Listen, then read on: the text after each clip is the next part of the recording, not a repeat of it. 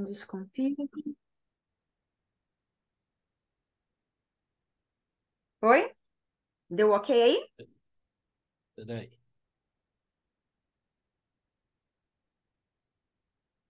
Olá, pessoal, tudo bom? Eu sou Luciene Faria, sou jornalista e a convite do curso Linguagem Diplomática, eu estou aqui novamente para entrevistar numa segunda rodada os professores do curso.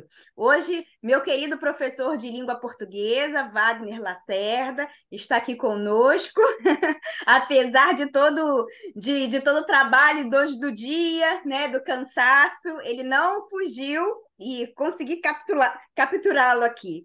É, eu queria dizer para vocês que hoje a gente vai dar sequência essa segunda semana no curso, nessa nossa série que é o Passaporte Diplomático, no qual todos os professores de idiomas estão conversando um pouquinho mais conosco a respeito de como funciona a plataforma do curso, para que vocês possam conhecer melhor o curso e saber o que eles apresentam, o que eles disponibilizam, né? E hoje a gente vai falar de um tema que é a leitura instrumental, que eu não vejo outros cursos oferecendo esse serviço. Né? Então, o professor Wagner vai nos apresentar aqui. Na primeira rodada, todos os professores, isso foi unânime entre eles, todos eles comentaram a importância desse material que está disponibilizado lá na plataforma. E cada disciplina, né, inglês, francês, espanhol e língua portuguesa, para cada uma eles têm um módulo de leitura instrumental. Então, professor Wagner, eu gostaria muito que você explicasse, nos explicasse, principalmente, né, porque muitos alunos não tiveram acesso nunca a esse conteúdo, qual é a importância desse módulo de leitura instrumental no campo aí da língua portuguesa, que a gente sabe que os candidatos vão ter, na primeira fase, um contato, um desafio, é bem desafiador a prova de língua portuguesa, e depois, na segunda fase, também a prova de segunda fase de língua portuguesa. Perfeito. Obrigado, tá, Luciano? Obrigado pela conversa, sempre é muito legal. E como eu brinco nas gravações aí, quem vai nos assistir, eu digo bom dia, boa tarde, boa noite ou boa madrugada, né? A gente nunca sabe quando é que vai estar sendo assistido. Isso aí. É, Então, a ideia, quando nós montamos a plataforma, a gente quis fazer algo diferente. Tem muitos cursos bons, colegas trabalhadores, né? E a gente quis fazer um diferencial para oferecer um caminho diferente aí para o pessoal. Então, a leitura instrumental, ela surge como essa possibilidade. A técnica de leitura instrumental em língua estrangeira, ela é utilizada em muitos lugares, até na própria faculdade a gente trabalha com isso nas faculdades de letras, dando aulas de inglês, de francês, espanhol instrumental para outras faculdades. E o que é a leitura instrumental? O sujeito ser capaz de ler, de compreender um texto, sem ter uma fluência, sem conhecer os meandros da gramática, sem ser um expert na língua. Uhum. Perfeito.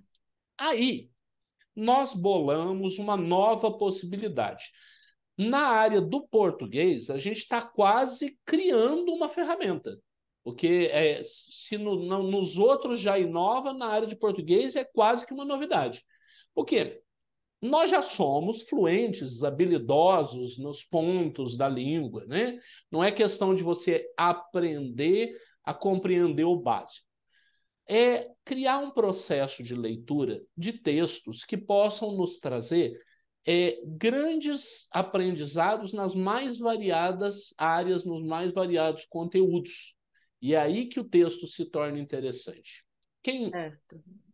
Por exemplo, quem for assinar com a gente, quem tiver na plataforma, vai ver que lá tem os textos de leitura instrumental, que eu fiz, inclusive, até em mais de uma parte e tudo.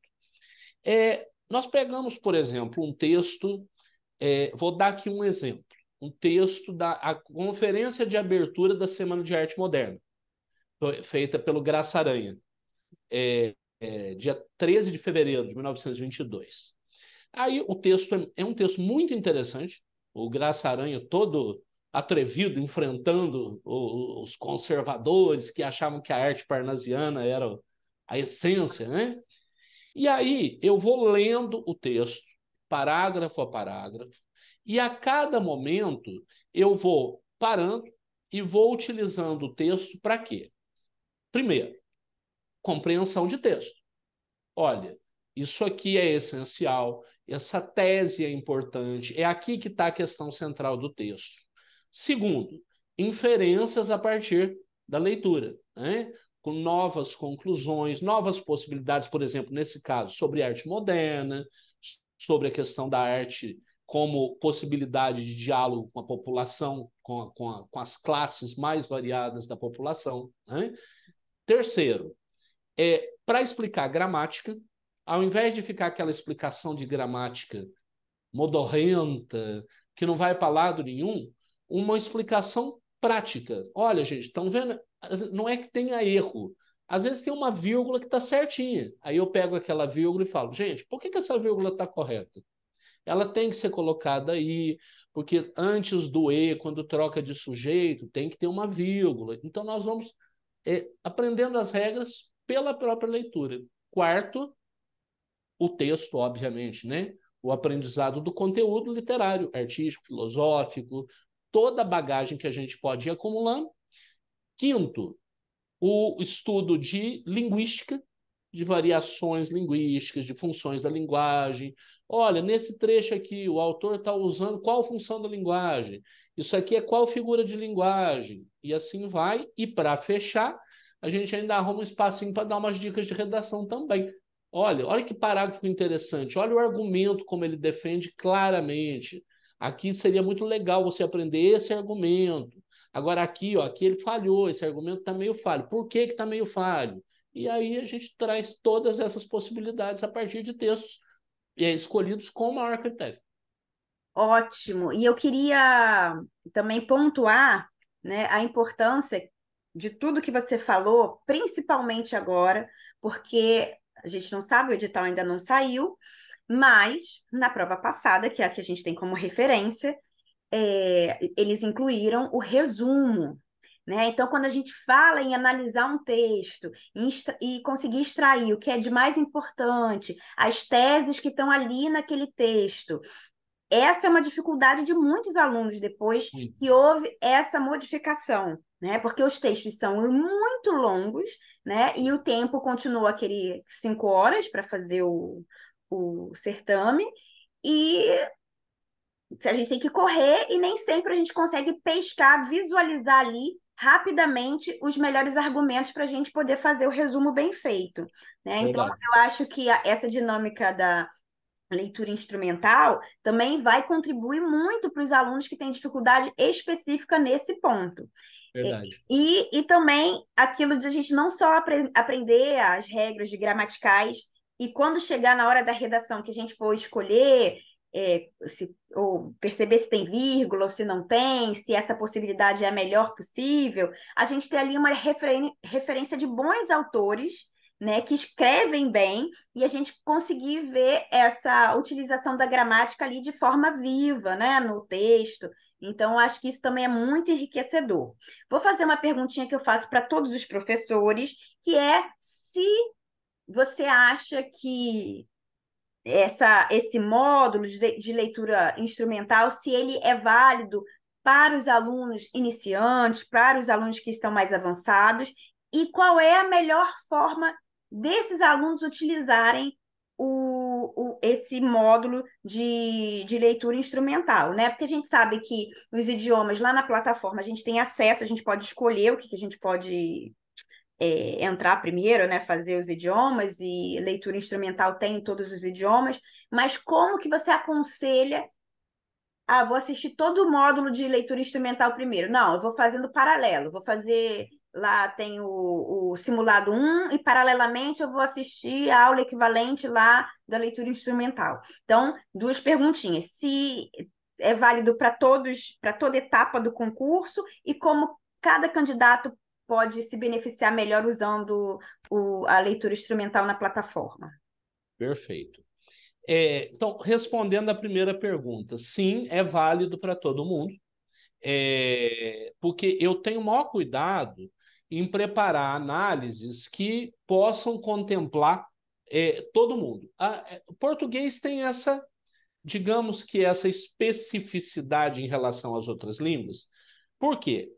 Por um lado, a gente, entre aspas, a gente sabe um pouquinho, que nós estamos na nossa pátria, Uhum. nossa língua, né? E por outro lado, o problema é uma certa exaustão de já ter visto coisa ali dezenas de centenas de vezes e ficar, meu Deus, eu não consigo entender crase, né? Como é que eu faço? Então, Uhum. por um lado tem uma facilidade, por outro lado tem uma dificuldade. Por isso, esse caminho ele serve para todo mundo, mas ele tem que ser feito de forma muito cuidadosa. O que eu digo de forma bem cuidadosa? Não acho que deva, não acho não creio, né? Esse negócio de não acho é muito ruim. Não deve. Né? Não deve fazer a leitura dos textos todos, um atrás do outro, não, porque tem muita informação. Sinceramente, tem muita informação. É texto para assistir, assistir de novo. E eu faria, se eu estivesse assistindo, o que, que eu faria? Eu pegaria um caderninho, colocaria ali tudo que o Wagner está falando, ó, vírgula assim, escrevendo, fixando devagarzinho. Uhum. Nossa, eu levei uma semana para ver um vídeo, que ótimo. Sinal de que você absorveu muito. Aí sim, aí eu tenho plena convicção que vai funcionar para o cara que está estudando há muito tempo, que já digeriu umas 3 gramáticas no café da manhã, e para aquele outro que ainda está meio iniciante, andando devagarzinho, confundindo regência com concordância.